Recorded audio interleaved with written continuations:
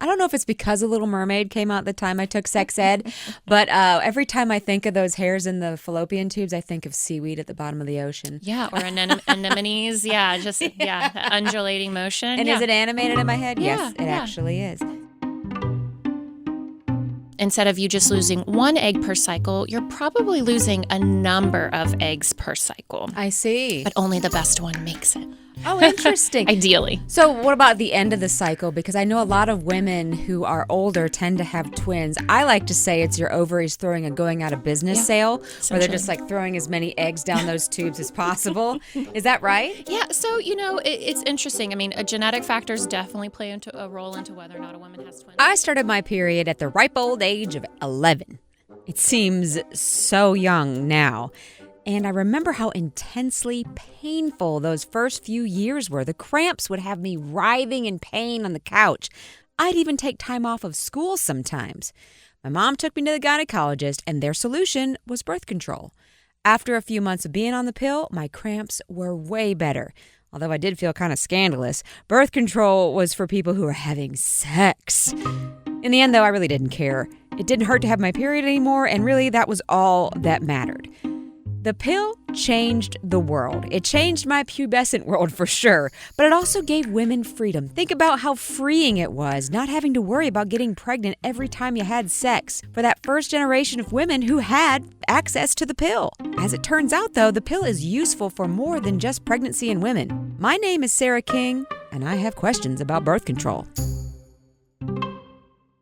All right, with me today, I have Chantel Rodner. She is a MD with Wake Med, and you're an OBGYN. That's correct. And so you know all about birth control. I sure hope so. That's what they pay me for. Right. Before we get started, you have your little name tag, and on your name tag, to explain what's on your name tag, because this is radio or podcasting rather. Perfect. They don't really know what's on there. Well, a few fun little trinkets that I have on my name badge are my IUDs. And so I use these as a demo for my patients in the office. A lot of patients have concerns about what is an IUD? What does it look like? I think it's scary. It seems dangerous. Yeah. So these are really great teaching tools. They kind of look like pogo sticks. They do, yeah. the T, as we call it. And so I have the progesterone IUDs, and then I have the copper IUD. Oh, well, that's funny. It makes me think of a family story, my personal story. I was born in the late 70s, and my mom had an IUD in, and I was an IUD baby, and I came out holding it in my hand. And so my mom has these preconceived notions that I'm supposed to be this big deal. She's like, you were meant to be. Is that a common thing for IUDs to fail? Thankfully not. In the 70s, I think it might have been. There's a less than 1% chance. So maybe I am special. You are very special. You are very special. And it is interesting. Sometimes when people do conceive with an IUD in place, that is one of the common things that people always talk about is the baby holding the IUD like a little champion. So they defeated all the odds. Oh, that's fun. Oh. Me and my people. I am a 1%er. Yes. That's the only kind of 1%. A less than 1%er. Oh, even more better. rare. Oh, God. Where's my jet? So what is an IUD? Let's just go ahead and jump into the types of birth controls there are. IUDs are one of them. What is an IUD? IUDs are very popular. So IUD stands for intrauterine device. Okay. And so essentially it's a copper or progesterone device that sits inside the uterine cavity. They work by different methods. A copper IUD has no hormones. So essentially a copper IUD goes inside the uterus and it kills sperm. That is the way that it helps to prevent pregnancy. Is that why it's made out of copper? Because that's what does it? Okay. Yeah, it creates some inflammation inside the uterus, and so it just is responsible for killing sperm. That is the way that it prevents pregnancy. So if it's creating inflammation, is it dangerous? It's not dangerous, thankfully. Our bodies experience inflammation every time we have a menstrual cycle, so some degree of inflammation is normal. I see. Okay. But the copper itself, that metallic component, creates this inflammatory environment that is toxic to sperm. Oh, interesting. But one of the trade-offs with this inflammation is that some women report that their periods are a little bit heavier or a little bit more crampy. Yeah, that makes sense. The progesterone IUD, talk about that. What is progesterone exactly? Yeah, so we, men, women, individuals, we make hormones. And so estrogen and progesterone are really responsible for the rise and fall of the menstrual cycle and whether or not a woman ovulates. Okay. So the progesterone IUDs were designed to be a birth control method, but work in a different way than the copper IUD. So with progesterone, the device secretes a small amount of progesterone every single day into the uterine lining. Okay. And so what that does, it creates a very thin lining of the uterus called the endometrium. It also increases our cervical mucus. Okay. And the tiny little hairs that are in our fallopian tubes, which are responsible for bringing that egg down the fallopian tube and getting fertilized by the sperm, they're sort of inhibited. So it works in 3 different ways. Oh, interesting. Blocking sperm, creating a thin uterine lining, and preventing those little hairs from moving the egg towards the uterus. Ever since, I don't know if it's because The Little Mermaid came out the time I took sex ed, but every time I think of those hairs in the fallopian tubes, I think of seaweed at the bottom of the ocean. Yeah, or anemones. Yeah, just undulating motion. And is it animated in my head? Yeah, Yes, it actually is. That's cool. So let's talk about the hormones in birth control. Yeah. What are the hormones that are often used? So estrogen and progesterone are the 2 dominant forms of contraceptive hormones. And so, we commonly think about birth control as, people have some negative side effects or some negative connotations Sure. about it. But what estrogen and progesterone birth control do is they sort of, inhibit the rise and fall of hormones. So each month, when an individual is having a menstrual cycle, the hormones rise and fall. Your body releases an egg, it gets picked up by the fallopian tube, and you either do or don't get pregnant. Right. Well, what birth control typically does is it inhibits ovulation. So it sort of is tricking the body into saying, we can't get pregnant this month. Don't release an egg. Now is not a good time to get pregnant. So if you're inhibiting the release of eggs, does that mean that you will have a longer time before you go into menopause versus Sadly, someone? No? Sadly, no. So what happens? Do they just die inside your ovaries? Yeah. So, so individuals that have a uterus and ovaries are born with hundreds of thousands of eggs. Okay. And over the course of time, those eggs just slowly die. It's a part of our natural aging process. So each month, a number of follicles, so small little cysts on the ovaries, are trying to get recruited to ovulate. Well, the body only wants 1, sometimes 2, that's where twins come from, to ovulate and release an egg. So let's say instead of you just losing 1 egg per cycle, you're probably losing a number of eggs per cycle. I see. But only the best one makes it. Oh, interesting. Ideally. So what about the end of the cycle? Because I know a lot of women who are older tend to have twins. I like to say it's your ovaries throwing a going out of business sale, where they're just like throwing as many eggs down those tubes as possible.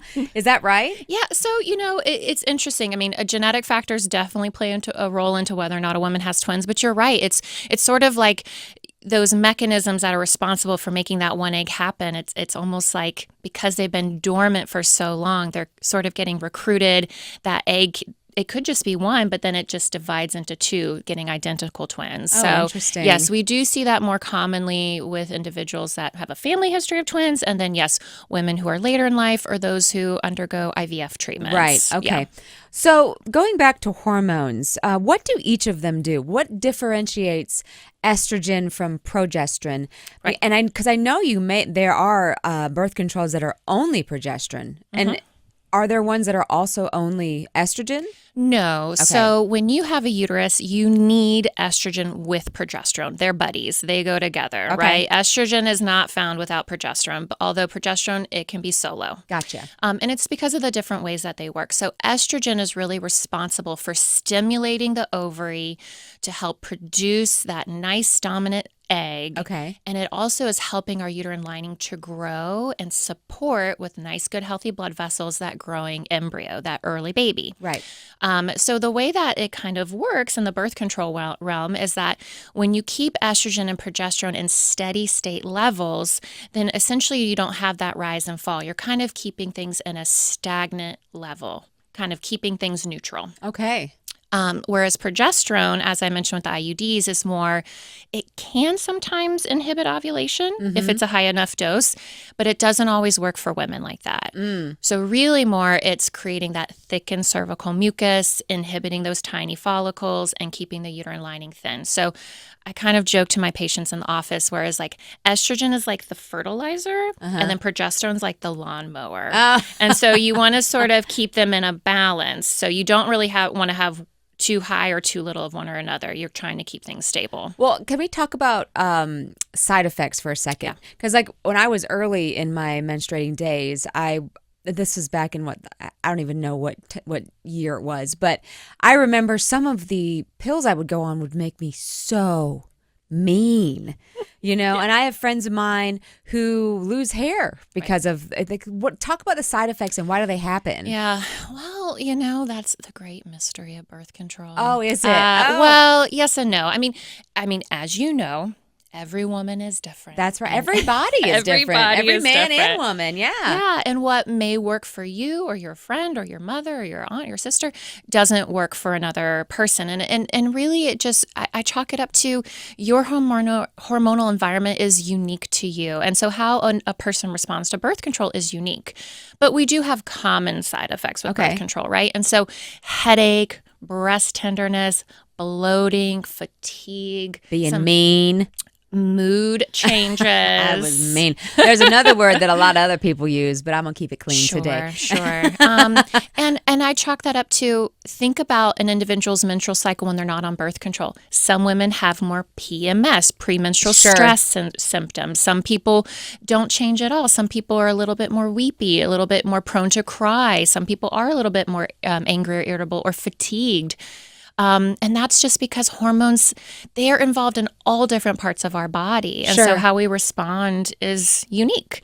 But areas that, are responsible for being stimulated by hormones are going to be the uterus, the ovaries, the GI system, the breast tissue, and ultimately our brains. Okay. Do you think we're any closer to getting personalized birth control? Because wouldn't that be great if you could somehow get a fingerprint of your hormones? Yeah. Well, they're doing it with other types of medications used for mood disorder like anxiety and depression. But I don't know with birth control because there are so many variables. Yeah. I'm optimistic that we get some male birth control here. That was one of my questions is why do we have to do all the birth controlling? Why can't, there's got to be one for the guys. Yeah, and we've tried, right? I mean, researchers have tried, but the fact of the matter is that every single time a male has intercourse, millions of sperm are released. Well, can't we keep those thin the lining there or something? Right. So they're trying to target things. They're trying to target certain receptors that are responsible for the motility of the sperm. So how the tails of the sperm move. If we can make them immobile instead of them swimming towards the egg. Yeah. If we could keep them in place.